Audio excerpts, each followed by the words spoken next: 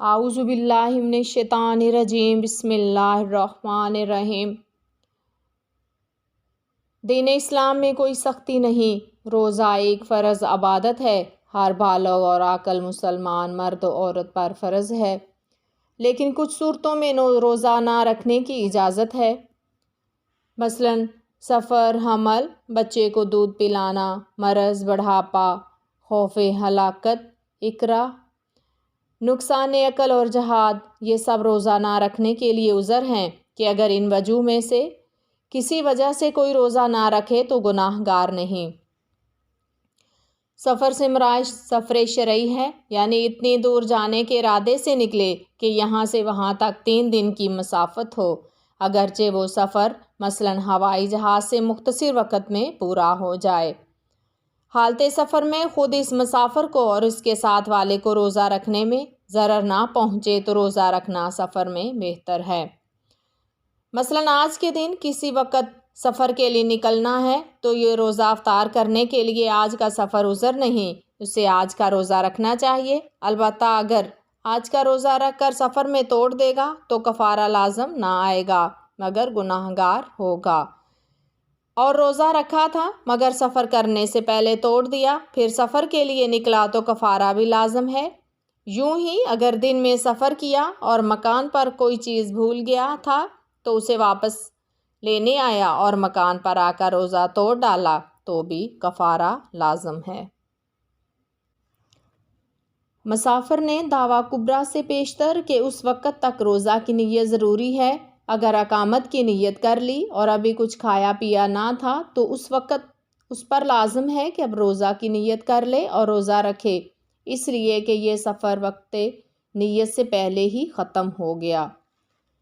مسافر نے نیت اقامت کر لی یا وطن واپس آ گیا اور اس نے اب تک کچھ کھایا پیا نہ تھا تو روزہ تو نہیں ہو سکتا کہ نیت کا وقت نہیں،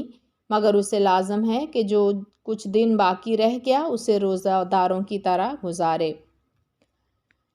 مریض کو مرض بڑھ جانے یا دیر میں اچھا ہونے یا تندرست کو بیمار ہو جانے کا گمان غالب ہو یا خادم و خادمہ کو ناقابل برداشت دوف کا غالب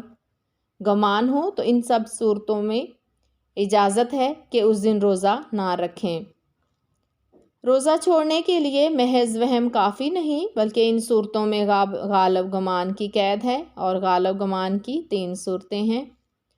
نمبر 1، اس کی ظاہری نشانی پائی جائے۔ نمبر 2، اس شخص کا ذاتی تجربہ ہے۔ نمبر 3، کسی مسلمان تجربہ کار طبیب و معالج نے جو کہ فسق و فجور میں مبتلا نہ ہو کہہ دیا کہ اس روزہ رکھنے میں بیماری بڑھ جانے وغیرہ کا خطرہ اور صحیح اندیشہ ہے،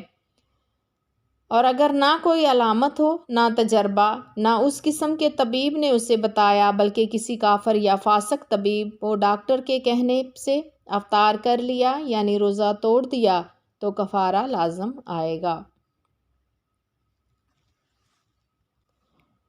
اور چھوڑ دیا تو گناہ گار ہوگا۔ آج کل کے معالجین میں یہ وبا پائی جاتی ہے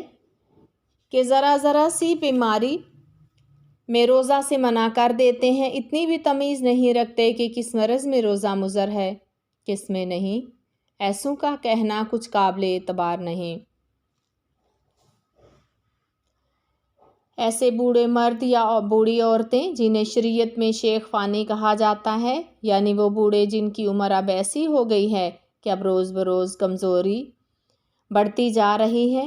جب وہ روزہ رکھنے سے عاجز ہوں، یعنی نہ اب رکھ سکتا ہے نہ آئندہ اس میں اتنی طاقت آنے کی امید ہے کہ روزہ رکھ سکے گا، تو اب اسے روزہ نہ رکھنے کی اجازت ہے، البتہ اسے حکم ہے کہ ہر روزہ کے بدلے میں فدیہ دے۔ اگر ایسا بوڑھا یا بوڑھی گرمیوں میں باوجہ گرمی کے روزہ نہیں رکھ سکتا مگر جاڑوں میں رکھ سکے گا تو اب روزے افطار کرے یعنی چھوڑ دے، البتہ ان روزوں کے بدلے میں روزے جاڑوں میں رکھنا فرض ہے، روزوں کا کفارہ نہیں دے سکتے۔ کمزوری یعنی روزہ رکھنے کی طاقت نہ ہو، ایک تو واقعی ہوتا ہے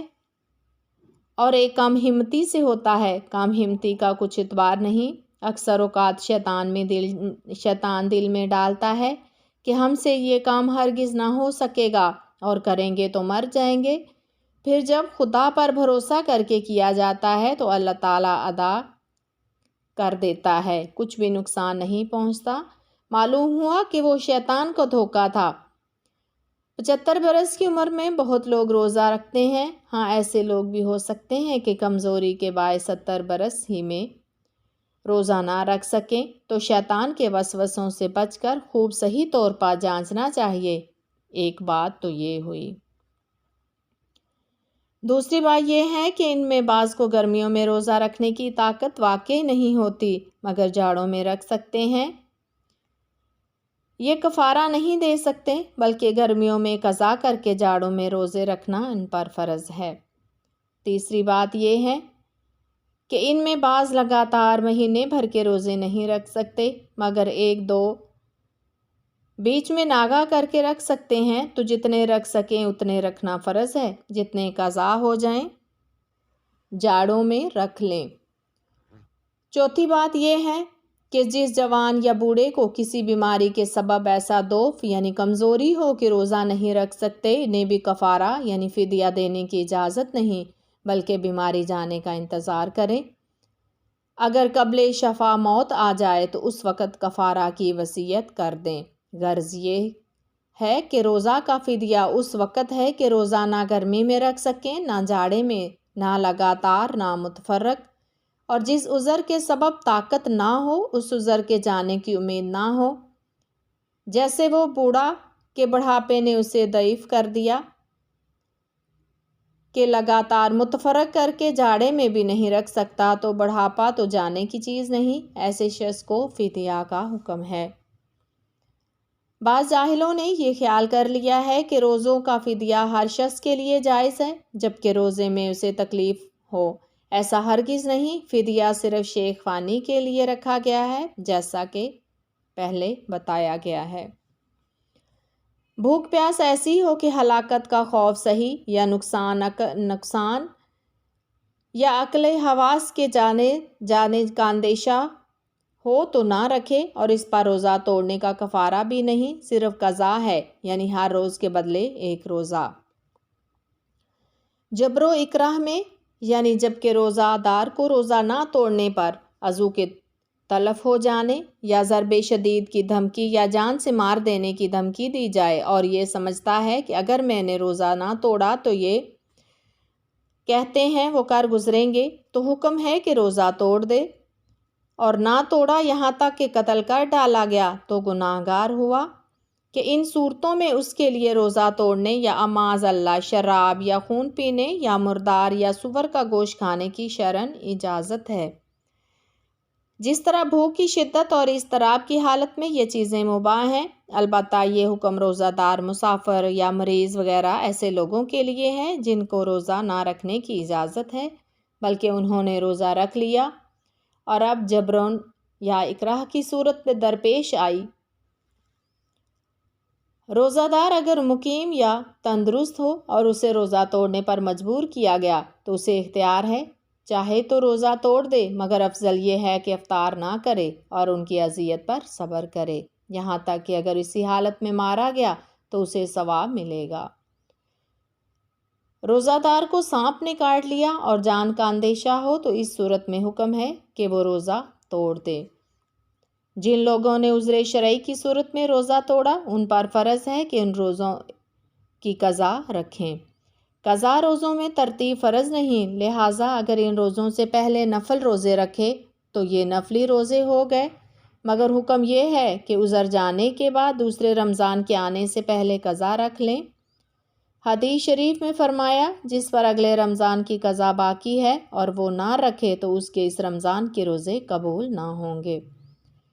اور اگر روزے نہ رکھے اور دوسرا رمضان آ گیا تو اب پہلے اس رمضان کے روزے رکھ لے، قضا نہ رکھے۔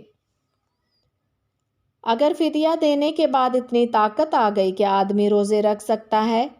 تو جو فدیہ دے چکا وہ صدقہ و نفل ہو گیا، ثواب پائے گا، لیکن اب حکم یہ ہے کہ ان روزوں کی قضا رکھے۔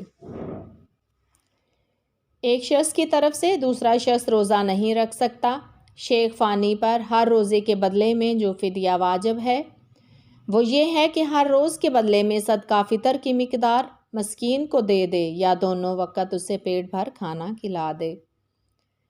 فدیہ میں یہ اختیار ہے کہ شروع رمضان ہی میں پورے رمضان کا ایک دم فدیہ دے دے یا آخر میں دے، اور اس میں تملیغ شرط نہیں بلکہ اباحت بھی کافی ہے کہ مسکین کو دونوں وقت پیٹ بھر کھانا کھلا دے،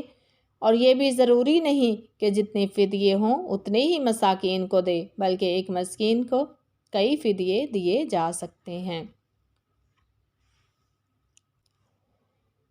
قسم یا قتل کے کفارے کا اس پر روزہ ہے اور بڑھاپا کی وجہ سے روزہ نہیں رکھ سکتا تو اس روزہ کا فدیہ نہیں دے سکتا کہ یہ روزے خود کھانے کھلانے کا بدل ہیں اور بدل کا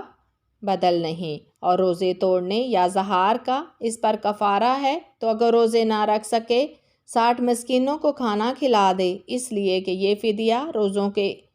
عوض قرآن سے ثابت ہے۔ اگر کسی نے ہمیشہ روزہ رکھنے کی منت مانی لیکن برابر روزے رکھے تو کوئی کام نہیں کر سکتا، جس سے بسا اوقات ہو کہ اسے بقدر ضرورت افطار یعنی روزہ چھوڑنے کی اجازت ہے، مگر حکم ہے کہ ہر روزے کے بدلے میں فدیہ دے، اور اس کو بھی قوت نہ ہو تو استغفار کرے۔ مریض تندرست ہو گیا یا مسافر سفر سے واپس آ گیا اور اس نے فوت شدہ روزوں کے بقدر وقت پا لیا تو ان پر ان تمام روزوں کی قضا لازم ہے جن کا وقت اسے ملا، اور وقت پا لینے کے باوجود روزے نہ رکھے اور موت آ گئی تو ان پر واجب ہے کہ ان روزوں کے فدیے کی وصیت کر جائیں۔ اگر یہ لوگ اپنے اسی عذر میں مر گئے تو اتنا موقع بھی نہ ملا کہ قضا رکھے اور ان پر ان روزوں کی قضا واجب نہ ہوئی، یوں ہی ان پر یہ واجب نہیں کہ اس فدیہ کی وصیت کر جائیں، پھر بھی اگر وصیت کی اور ان روزوں کا فدیہ دے دیا جائے تو وصیت صحیح ہو جائے گی اور تہائی مال میں جاری ہوگی، یعنی اس کے تہائی ترکہ میں سے فدیہ دیا جائے گا، اور اگر وصیت نہ کی بلکہ ولی نے اپنی طرف سے فدیہ دے دیا تو بھی جائز ہے۔ جس طرح روزہ کا فدیہ بامقدار صدقہ فطر ہے، یوں ہی ہر فرض و وتر کے بدلے نصف سا گیہوں یا 1 سا جو یا ان کی قیمت ہے۔ فدیہ کے مستحق وہی لوگ ہیں جو زکوٰۃ و صدقہ فطر کے مستحق ہیں، فقیر، محتاج، مسلمان، نہ کہ ہاشمی ہو، نہ اس کی اولاد، نہ اس کی اولاد میں سے۔ وما علینا الا البلاغ۔